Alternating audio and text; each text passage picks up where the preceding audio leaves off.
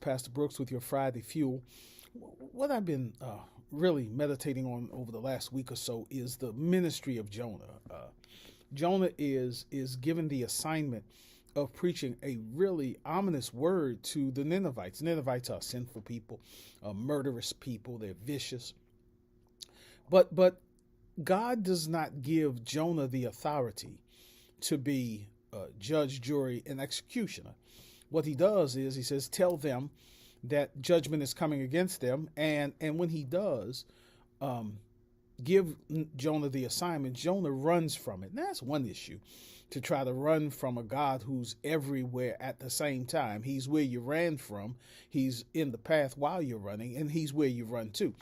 And so that was sort of a mission in futility for Jonah. And we all know the story about the big fish and how Jonah comes back and he actually does what God says to do.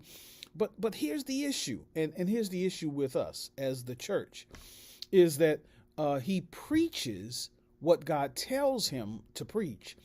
And the people, these Ninevites, these loathsome people, change their nature. Even the king, even the livestock change. And now the Ninevites have become a people who are repentant. And that's a beautiful story if it ends right there. But the issue is that Jonah becomes agitated with God because God does not exercise the judgment that Jonah really wanted to see happen. And so he is poisoned by his preconceived notion of what God's purpose is with the Ninevites. He thinks that they should die. He thinks that they're not good enough to receive grace. And the question is, really for all of us, is how can we ever believe that we are good enough to warrant grace? We're not. And I heard when I was in seminary, great preacher the Reverend Dr. Johnny Ray Youngblood preached a sermon on too many Jonahs. Man, that thing convicted me. It's been over 22 years since I heard it, but it still resonates with me.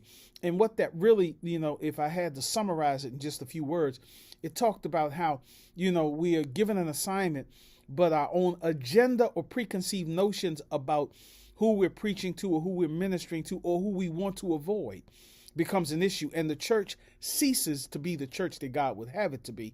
And it becomes, for lack of a better term, a country club. And so my prayer today for you, for me, is that we not adopt the agenda and the attitude of Jonah. God has extended grace to Jonah. He's extended grace to us.